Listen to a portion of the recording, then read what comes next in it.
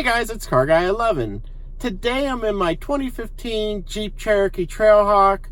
Well, I recently got a low key fob warning on my dash, and I wanted to show you guys how to change the battery on the fob. But before that, I wanted to show you, in case the battery went completely dead like my Corvette did without warning, what to do, where to put the key to make sure your vehicle starts. Now this car, all you have to do is use the tip of the key fob and push the start stop button with the key.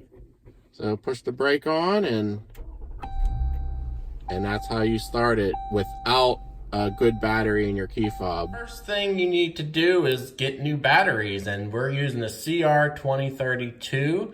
And fortunately, the same batteries are used in my Corvette, which I just changed recently. So I have a link to these in my Amazon store below. They're very inexpensive, and you get 5. So again, I already used one for the Corvette. It's working great. So you can definitely purchase them with the link below. Okay, and then on to removing the battery out of the key fob of your Jeep. First thing you want to do is get the metal key out, and you got to pull back on this clip to pull out the key. Now you can use the key to split the case apart here, but I find it easier just to use a small screwdriver to pry it apart. So stick that in there and twist.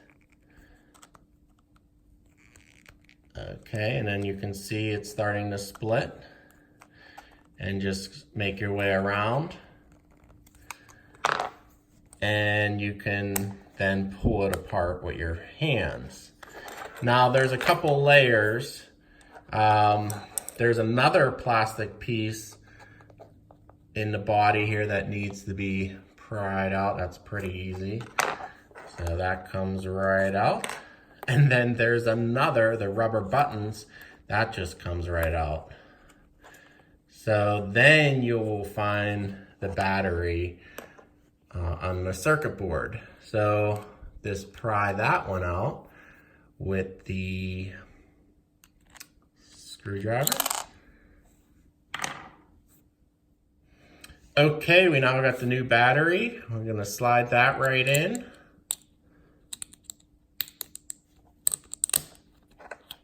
All right, and then put it right back in its spot.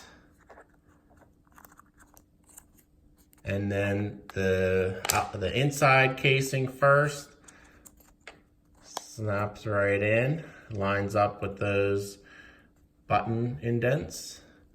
And then the outside, again, just snap that all together. You'll hear it snap all the way around, and finally slide your metal key back in. And that's all there's to it. Now let's go test it.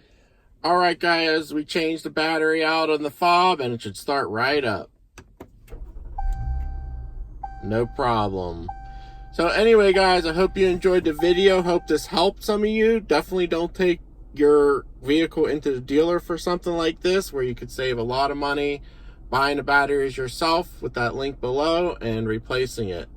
So hope this helped. Thanks for watching, and I'll see you in the next one. Take care.